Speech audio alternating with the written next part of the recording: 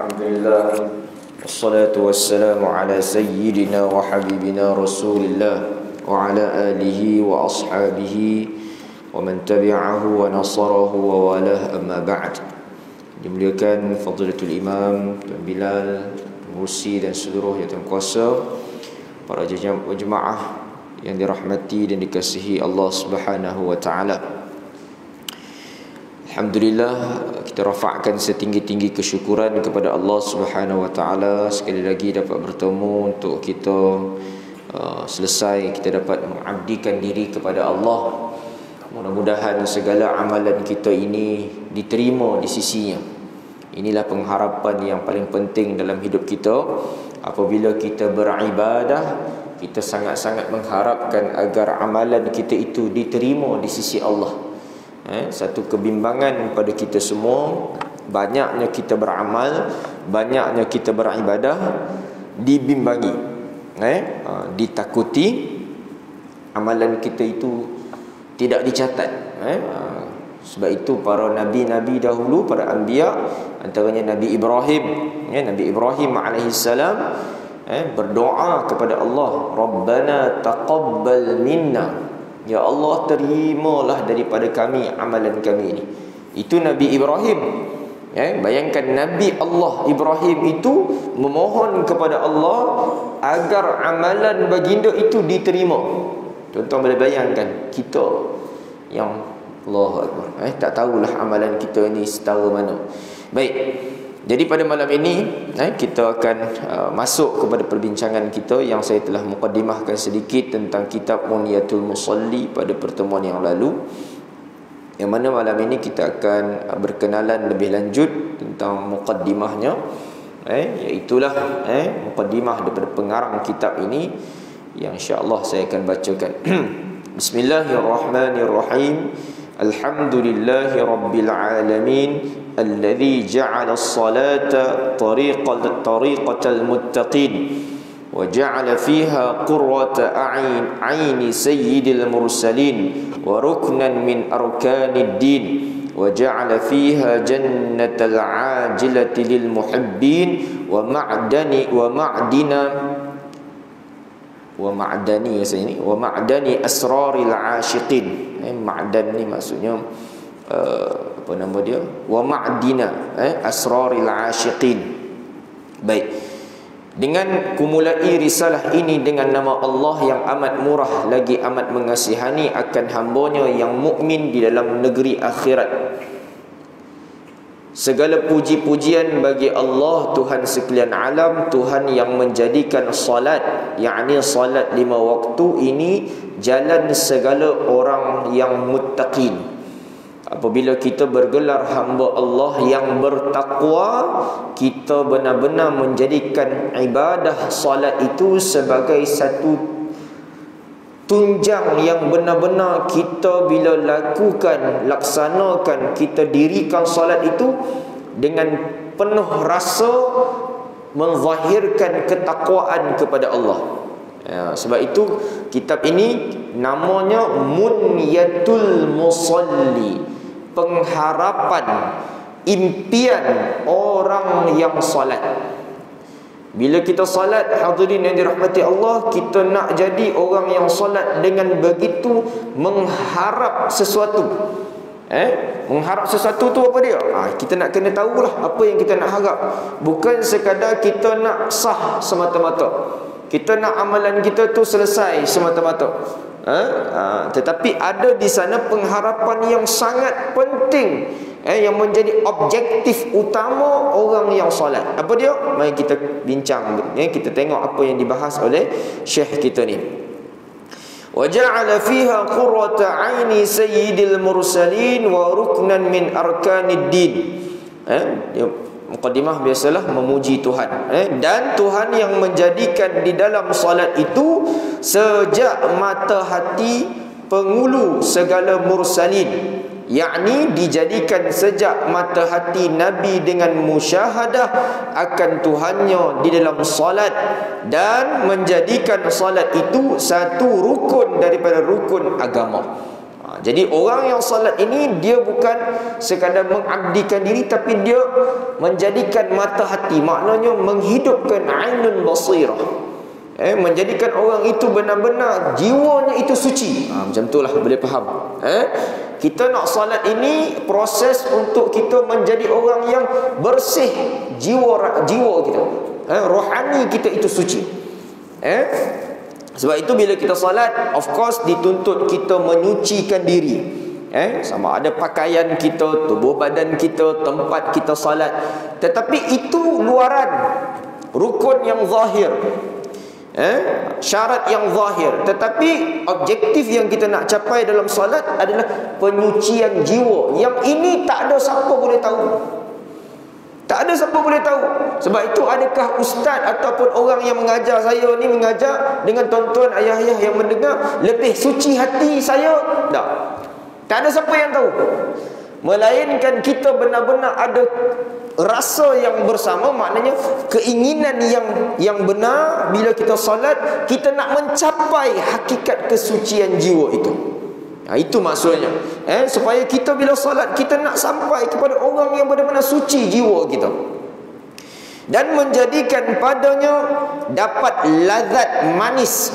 Ayat lama, ayat Jawi lama. Dapat lazatu, lazatlah kelazatan manis khidmat salat yang menempati syurga. Maknanya bila salat dengan benar, salat dengan terbaik lah istilah hari ini, dari segi rukunnya, dari segi pelaksanaannya, dari segi penghayatannya, apa dia? Menempati syurga. Ada orang kata bila amalan ni kita tak nak syurga, maknanya kita nak redha Allah. Of course lah, kita bila nak amalan kita mesti nak syurga. Walaupun di dalam hadis Nabi kan, Nabi kata tidaklah yang memasukkan seseorang itu ke dalam syurga dengan amalannya, melainkan dengan rahmat Allah. Betul lah tu. Tapi nak dapat rahmat Allah, mesti amalan kita cantik, mesti amalan kita terbaik. Terbaik itu bukan kata luaran saja, pakaian bagus, apa nama dia, penampilan bagus. Ni hak dalam ni, hak dalam ni yang kita bimbang ni. Sebab itu nak zahirkan kebaikan, tuan-tuan yang dirahmati Allah, semua orang boleh buat. Takkan nak tunjuk buat baik ni semua orang boleh buat. Ni saya mengajar ni, tuan-tuan nampak baik mengajar, tapi dalam hati satu. Yang kedua, di waktu lain siapa pula kita? Waktu lain. Itu semua nak kena ambil kira. Sebab itu proses kehidupan ini, dia tak boleh ambil agama ni juzuk-juzuk.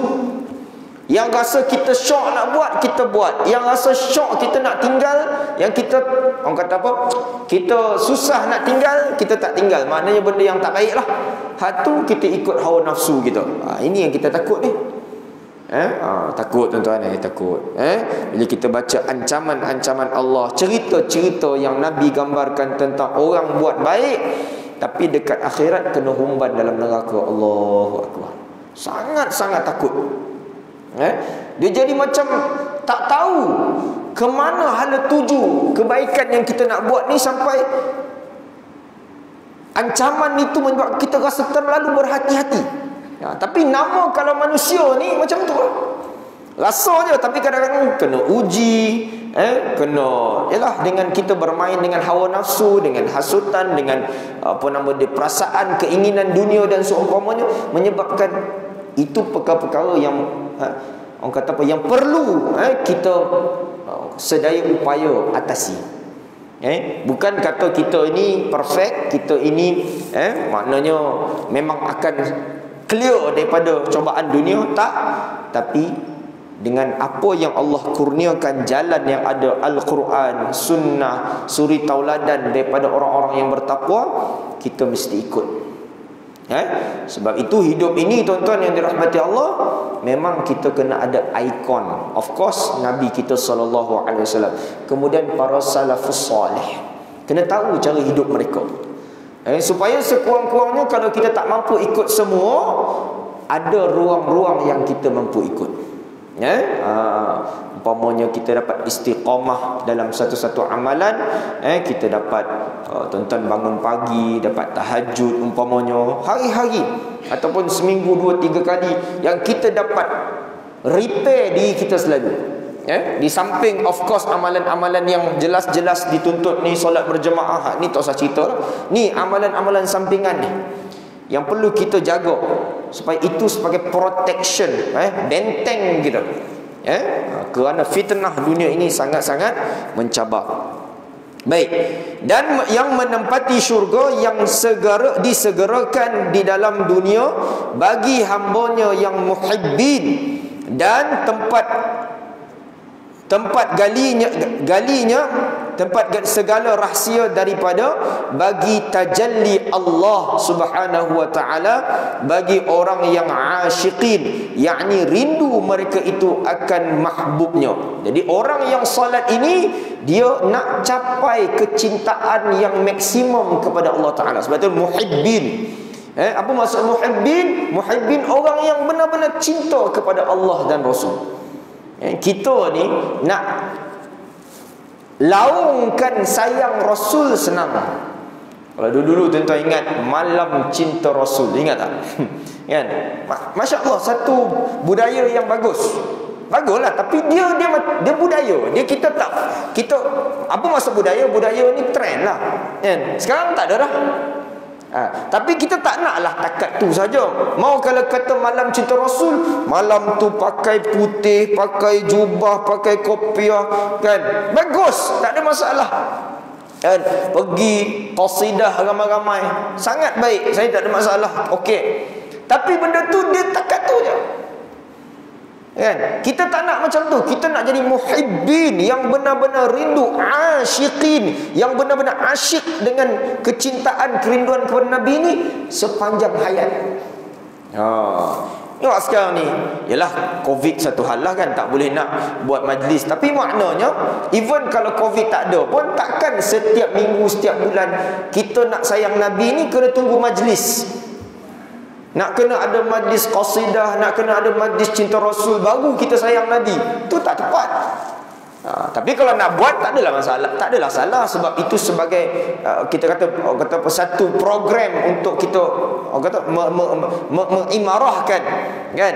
Tetapi hakikat asyik dan muhibbin itu dalam kehidupan sehariannya itu subur rindu dan cinta kepada Nabi sallallahu alaihi wasallam. Apa buktinya?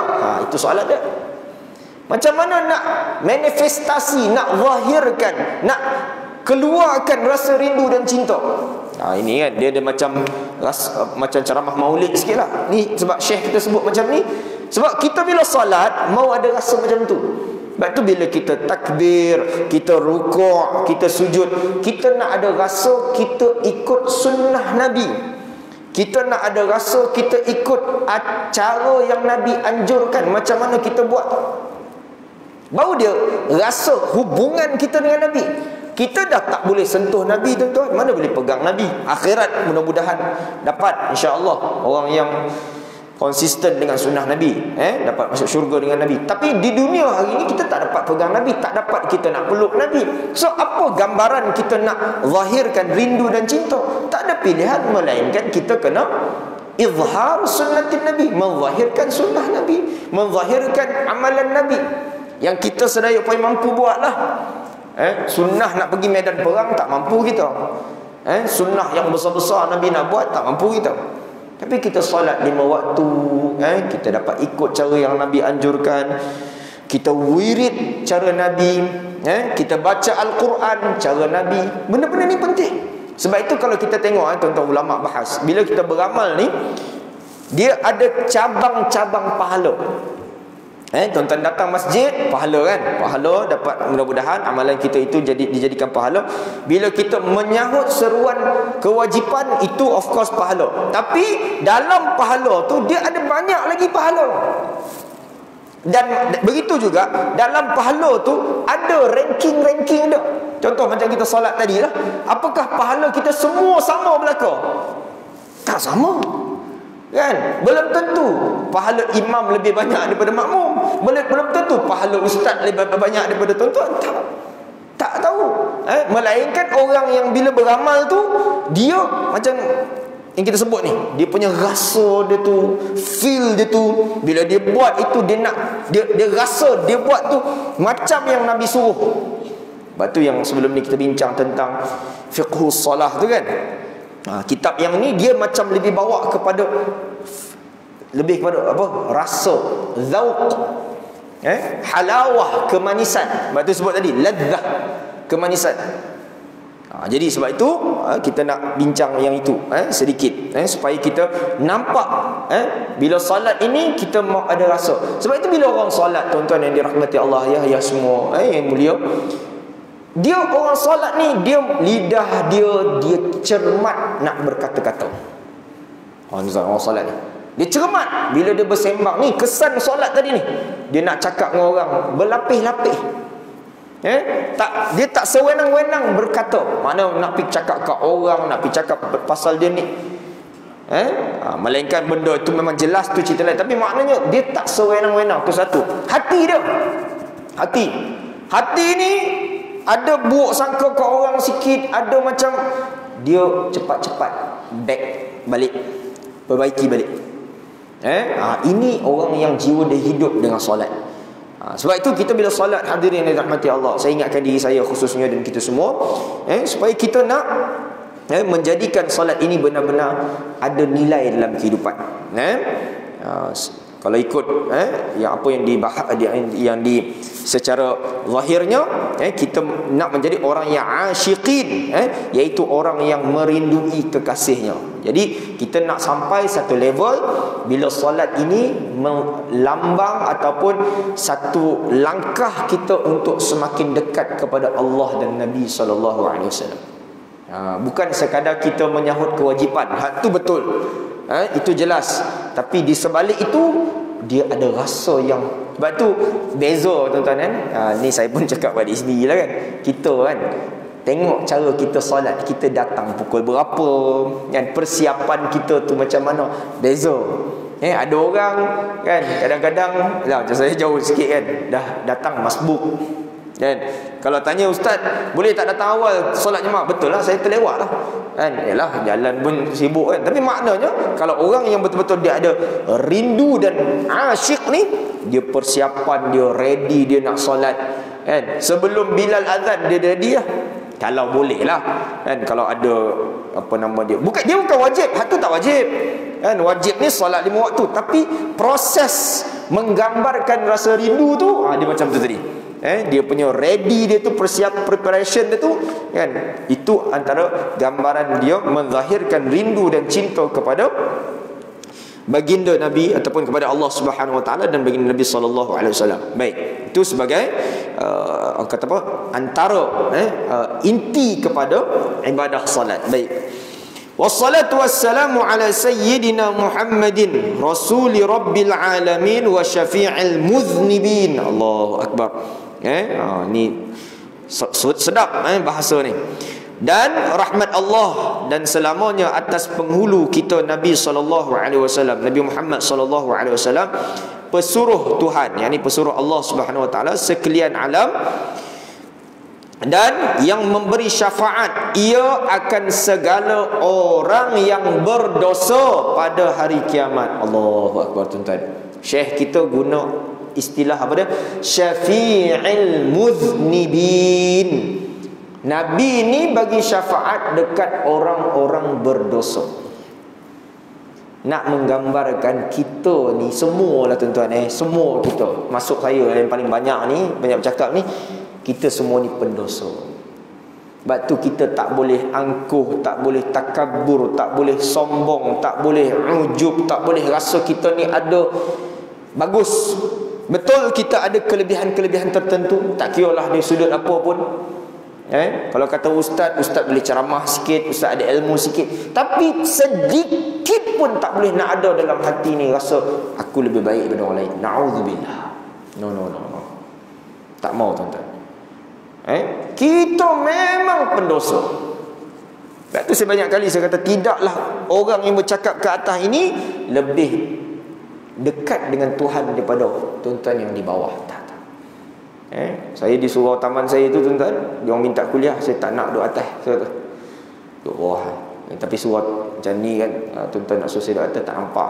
Tapi saya kadang-kadang kita kena, dulu-dulu kita mengajar kat bawah kan, dulu-dulu kan. Tapi sekarang ni banyak ustaz-ustaz sikit pinggang duduk atas lah. Tapi nak bagi tahunya, kita tak ada apa beza, sama-sama kita. Maknanya pakat-pakat kita baiki diri. Sebab tu saya ingatkan diri saya sendiri, dan kita semua, supaya kita didiklah hati kita ni dengan tawaduk, dengan merendah diri, dan sentiasa merasakan kita ini banyak kekurangan dan kecacatan dalam kehidupan. Maksud kecacatan tu bukan OKU, tapi hubungan kita dengan Allah Subhanahu Wa Taala. Kita tidak mau jadi orang yang rasa bagus daripada orang lain. Tak mau. Hatta banduan yang bawa keluar penjara semalam, dia datang masjid kita, tengok kena, dia ni bawa keluar penjara, kita rasa kita lebih baik pada dia. Tak, tuan-tuan. Hatta mana-mana orang yang kita kenal, kod-kod kita tahu dia buat satu jenayah, satu dosa, pun tak boleh kita nak rasa kita lebih mulia daripada dia. Sebab hanya Tuhan yang tahu dia dengan Allah Ta'ala bagaimana. Para ulama sufi ni sampai buat satu istilah, buat satu macam satu slogan, bagaimana, saya tak ingat ada hadis ke tidak yang relate dengan istilah, dengan statement ni, saya terlupa.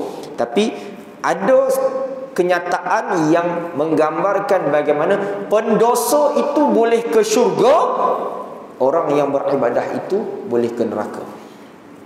Boleh. Satu orang pendosa yang hidupnya penuh dengan kepincangan, penuh dengan macam-macam benda dia buat kat dunia, tapi akhirat Allah boleh bagi syurga. Sebab apa? Kemuncak hidupnya dia menamatkan beberapa waktu untuk dia bertaubat kepada Allah. Pendosa, kaki judi, kaki arak, semua kakilah dibalut, tapi penghujung hidupnya dia dapat balik pada Tuhan. Tapi orang yang kuat ibadah merasakan diri macam tak ada dosa, penghujung hidupnya penuh dengan ujub, riak, takabur, wal'iyadzubillah. Akhirnya di akhirat dihumban dalam neraka. Allahu Akbar. Ini sangat-sangat menakutkan kita, tuan-tuan. Atau bila kita jadi hamba Allah ni, tidak mau ada rasa langsung kita lebih baik pada orang. Tapi bukan kita nak mengatakan kalau orang buat salah tu bagus, bukan macam tu pula kan. Saya buat dosa macam tu, nanti saya taubat. Jangan pergi situ pula kan. Itu salah faham juga kan. Maknanya kita sentiasa perlu, tak kira lah kita ni memang dah kuat solat 5 waktu, dah memang pergi masjid selalu, dah memang sedekah hari-hari, tapi tetap perlu kita banyak bertaubat kepada Allah. Banyak bertaubat. Ustaz hari-hari mengajar, ustaz macam-macam duk cakap baik-baik, ustaz itulah dia paling banyak bertaubat kepada Allah. Kan? Jadi benda ni mesti kita fikir-fikirkan bersama. Baik. Dan atas segala wa ala alihi wa ashabihi wa itratihi at-tahirin. Ini tadi pujian kepada Allah, sekarang selawat kepada Nabi lah. Salatan wa salaman daimaini ila yaumiddin. Dan atas segala keluarganya dan segala sahabatnya dan segala ikutannya daripada anak buahnya yang suci, mereka itu akan rahmat dan selamanya, dan salamnya yang berkekalan keduanya hingga hari kiamat. Maknanya salam dan selawat kita buat Nabi dan seluruh ahli keluarga Nabi, para sahabat dan orang-orang yang mengikut jejak langkah baginda. Tuan-tuan yang dirahmati Allah, kita bila selawat dekat Nabi, ialah yang tuntutan yang asasnya, yang memang menjadi, kalau kita tengok macam dalam khutbah Jumaat tu kan, rukun selawat yang memadai cukup dengan Allahumma salli ala Muhammad. That's it. Tu sahaja. Sebab Allah kata apa? Innallaha wa malaikatahu yusalluna 'alan nabi. Tu je. Yang menjadi key-nya. Sebab tu kita solat pun yang rukunnya selawat pada Nabi. Tapi disunatkan. Dalam ucapan harian kita berucap, kita bercakap, digalakkan kita juga berselawat kepada siapa? Kepada ahli keluarga Nabi. Lagi siapa lagi? Para sahabat. Lagi siapa lagi? Orang-orang yang mengikut jejak langkah baginda. Tuan-tuan yang dirahmati Allah, maknanya kita ni selawat. Selawat maksud apa selawat? Mudah faham, selawat ni adalah doa kesejahteraan. Bukan kita doa dekat Nabi kita doa pada Allah untuk turunkan kesejahteraan kepada Nabi, makna Nabi tak sejahtera. Tak. Nabi ni kita tak selawat pun memang dah sejahtera dah, kan? Tapi itu perintah Allah untuk apa? Untuk orang yang berselawat kepada Nabi itu dipalingkan, maksud bukan dipaling, dilantunkan balik kebaikan itu kepada orang yang berselawat. Itu maksud dia. Kan Nabi tu kalau kita tak selawat pun macam itulah kedudukan kemuliaannya pun. Tapi kita tak dapat apalah tak selawat. Jadi bila kita berselawat kepada Nabi, melantun balik, macam itulah. Senang faham. Mana hakikat selawat yang kita doa, ya Allah turunkan kebaikan, kesejahteraan kepada Nabi itu, bagi kat kita. Sebab itu Nabi kata apa? Man shalla alayya salatan sallallahu alaihi asyara salawat. Nabi kata kan, siapa yang berselawat pada aku sekali, sallallahu alaihi, Allah berselawat kepadanya berapa kali? Asyara salawat. Subhanallah. Kita selawat kat Nabi sekali, Allah selawat kepada kita 10 kali. Tuan-tuan boleh bayang, kalau kita tak perlu hurai pun, tuan-tuan, tak perlu nak baca kitab yang panjang, cukup kita boleh faham Allah selawat dekat orang yang selawat kat Nabi. Tuan-tuan boleh bayang betapa bahagianya, betapa sejahteranya hidup orang yang sentiasa selawat dekat Nabi. Allahu Akbar. Tapi kadang-kadang kita tak rasa. Ustaz, saya semalam Ustaz selawat 1000 kali, tapi rasa macam tak.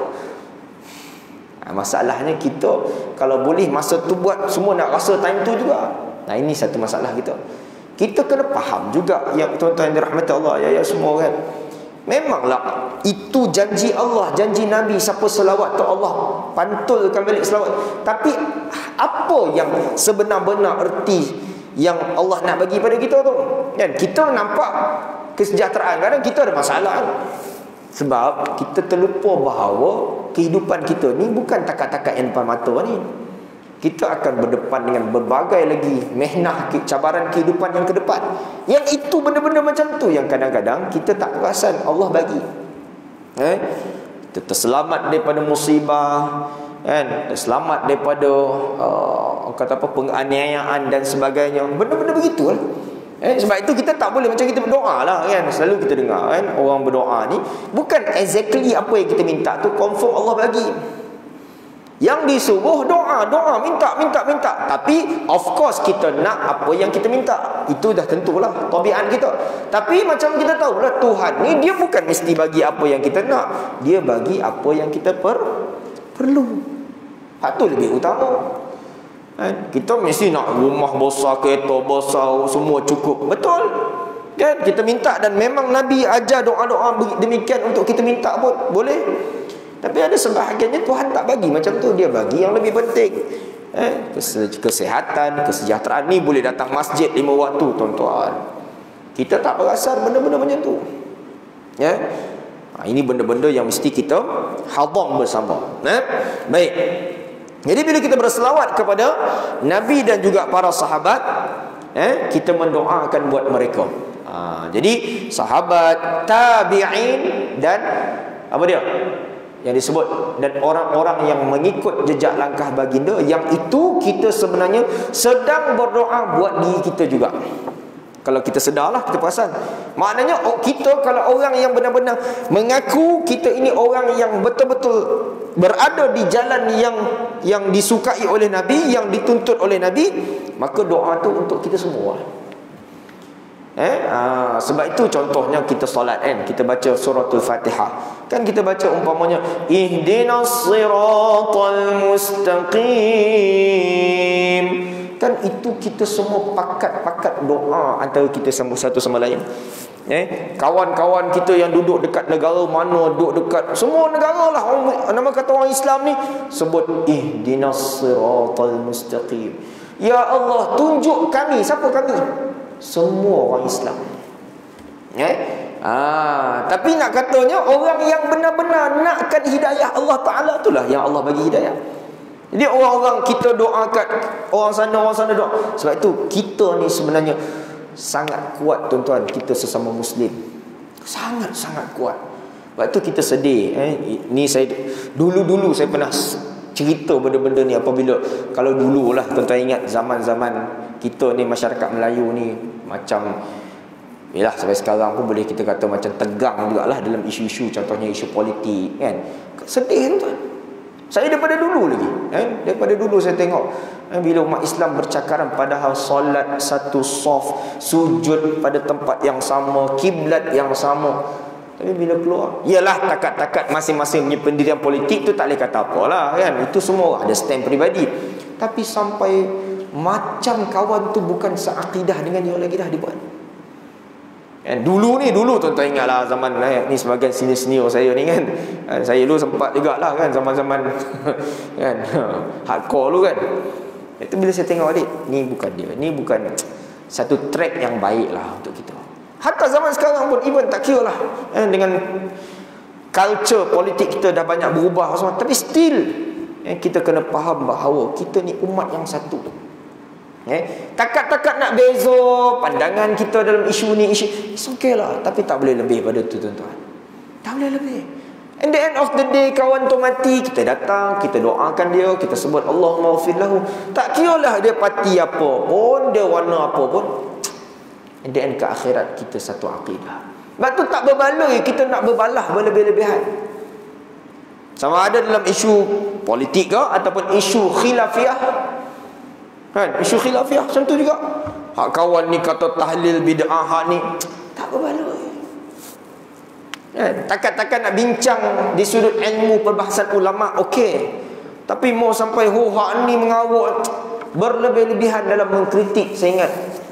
Tapi kalau ada nas-nas yang memang menolak secara jelas, tu lain lah. Tapi takat-takat khilafiyah ni kita berlapang dada sudahlah. Tak baloi.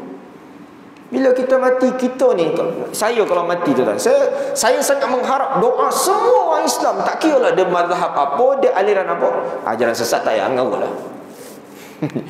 Ajaran sesat kena taubat lah. Tapi takat-takat kita beza 2-3 benda furuk, tak padan lah nak bergaduh. Itu bila kita faham benar-benar hakikat ibadah ni, dia menyuburkan kekuatan kita sesama orang Islam. Itu bila kata kalau kita solat tapi and then kita bergaduh, kita maki hamun, kita mencela, mencaci, memaki dan seumpamanya, saya ingat itu tak sampai kepada nilai solat sebenar. Walaupun dahi kita hitam contohnya lah kan? Kerana tidak membentuk rohani kita, jiwa kita. Hadirin yang dirahmati dan dikasihi Allah Subhanahu wa taala. Baik. Wa ba'du. Fa'lamu ya ma'syaral muslimin. Azam kau pun ni tengok jam ni. Jam. Lepas suku Lepas suku. Isyak. Dah? 6 minit lagi. Sikit masuk ni berhenti tu baik. Ya ma'syaral muslimin, waffaqana Allah wa iyyakum wa alhamana rushdana wa a'adzana min syarri anfusina. Allah tuan-tuan, dia punya muqaddimah best bahasa Dan adapun kemudian dari itu, maka ketahuilah oleh kamu, hai segala orang muslimin, telah memberi faham akan kami dan kamu. Allah Subhanahu wa taala, tengok tuan-tuan, bahasa yang cukup tawaduk daripada syekh kita.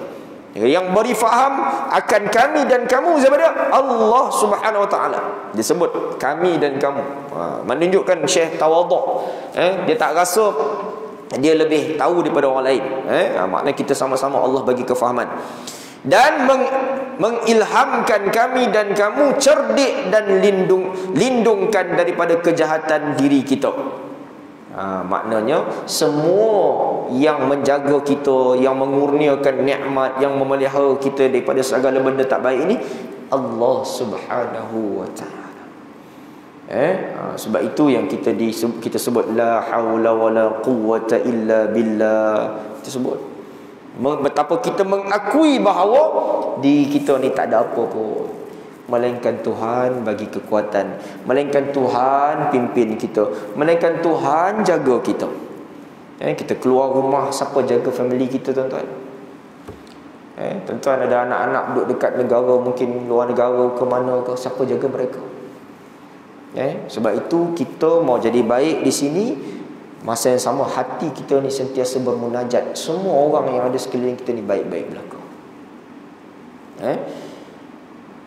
Sebab itu kita faham bahawa kita ni tidak ada apa-apa, melainkan semuanya datang daripada kekuatan kudrat Allah Subhanahu Wa Taala. Bila kita rasa begitu, kita dapat hadirkan rasa demikian, insya-Allah Allah lebih datangkan lagi bantuan. Bila kalau kita rasa kita ni bagus sangat, kita ni rasa kita hebat sangat, kita boleh buat macam-macam, kita boleh cakap macam-macam, hati kita kan macam-macam rasa, duk rasa macam hebat sangat, na'udzubillah. Anytime sekali Tuhan cabut, habis. Sebab tu kalau kita boleh jadi satu orang, tak kiralah apa lapangan. Kalau kita ni, yalah, kalau ustaz yang tawaduk, kalau kita jadi orang businessman yang tawaduk, kita jadi bos yang tawaduk, kita jadi ahli politik yang tawaduk. Taklah sembang kemas sangat. Okey, semua dia boleh buat, tapi haram tak buat apa pun. Contohnya lah kan. Tapi maknanya sangat-sangat penting. Dan tawaduk ni dia bukan boleh dilihat dengan pakaian, bukan pakai jubah semua. Bagaimana dia perkataannya berhati-hati. Kadang-kadang saya tengok, minta maaf cakap lah, kita di kalangan sebahagian lah, bukan semua kan, pakaian nampak elok ni, kata-kata pakai jubah, pakai kopiah, pakai serban ada, tapi mulut tak cermat cakap, kasar, tengking orang. Saya cakap, yelah, ada orang suka tu kan. Kadang saya sembang, oh itu bagus tak bagi. Saya kata tak apalah kan, itu pandangan masing-masing. Tapi bila saya buka sunnah Nabi, sirah Nabi, kita tak jumpa Nabi cakap macam tu. Dalam masjid ceramah sebut benda, contohnya lah kan, celaka cakap. Kalau dia nak cerita ada perkataan daripada kitab, tak apalah juga kan, benda-benda nak dihurai. Tapi dia tu mencelakakan orang, mengeji orang, tapi pakai pakaian. Baru ni satu viral video tu, dia sebut kepala otak tuan, dekat siapa? Orang yang pergi cucuk vaksin. Tuan-tuan tengok ke tidak video tu, tak tahulah. Saya cakap tak tahulah. Kalau tuan kata, oh ustaz itu bahasa dia, bahasa tempat dia, tak tahulah tuan-tuan. Itu kita lebih kepada bahasa nak pertahankan je. Tapi hakikatnya kalau orang yang ada kehalusan jiwa, dia cermat nak cakap benda-benda macam tu. Cermat tuan-tuan. Kita nak kritik pun berlapis-lapis kalimah kita nak pakai ni. Kalau kita tak setuju dengan satu orang, biasalah, normal, kita mesti ada pandangan kita. Dia nak kritik orang yang vaksin lah, sampai dia kata penyembah vaksin. Allah tu bahasa penyembah vaksin, punya tak suka vaksin, macam-macam. Tapi tak apalah, itu dia lah, biarlah dia dengan dirinya. Tapi nak sebutnya kita ni begitulah, cermat dalam tindak tanduk kita, peribadi kita, prinsip kita, perkataan kita. Ini menggambarkan mudah-mudahan kita menjadi Muslim yang benar-benar merendahkan diri kepada Allah Ta'ala. Okey, jadi itu dia mukadimah kita pada malam ni, insya-Allah. Sikit-sikit tapi saya dapat share pada tuan-tuan. Saya pun dapat banyak manfaat dari kitab ni, mudah-mudahan untuk kita sama-sama memperbaiki diri, insya-Allah. Jadi insya-Allah pada pertemuan datang kita sambung lagi. Yang baik tentulah daripada Allah Subhanahu Wa Taala, yang banyak kekurangan itu di atas kelemahan saya sendiri. Wallahu a'lam bis-shawab. Jumpa lagi insya-Allah. Wassalamualaikum warahmatullahi wabarakatuh.